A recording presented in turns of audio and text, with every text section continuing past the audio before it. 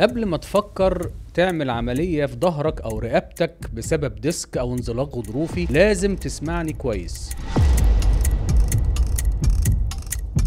ليه في عمليات بتتعمل لمرضى انزلاق غضروفي وهم مش محتاجينها؟ وليه في ناس بتتأذي أكتر بسبب العملية؟ عندنا 3 تايبز او 3 انواع من العيانين ده لازم يدخل العمليات، منهم 2 في خلال 24 ساعه. رأيك بقى في بعض الأطباء اللي بيخش على السوشيال ميديا يقول لك إيه روشتة علاج الانزلاق الغضروفي، أنا مش عايز حد يجي لي العيادة، أنا هكتب لكم العلاج أهو. لما يجي لك عيان راح ل 10 دكاتره وجايب 10 شروطات وخد كل الادويه اللي في السوق وما خفش، طب انت هتعمل له ايه؟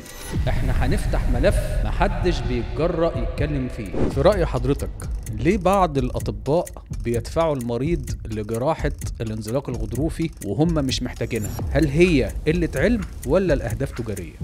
انا شفت واحده عملت عمليه وتثبيت في ظهرها، ومن ضمن المجموعه اللي بنتكلم عليها هي مش ماتت من العمليه، هي ماتت من التلوث عشان السكر عندها.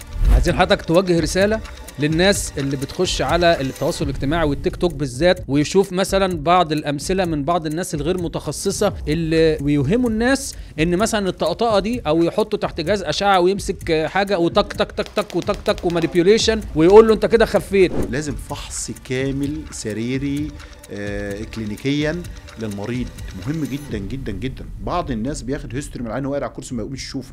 ما هي مدة علاج الانزلاق الغضروفي بدون جراحة؟ يعني المريض بيحتاج ياخد أدوية ويعمل علاج طبيعي في المتوسط لو ادينا رينج كده من قد ايه لقد ايه؟ فشل ما بعد عمليات جراحات العمود الفقري.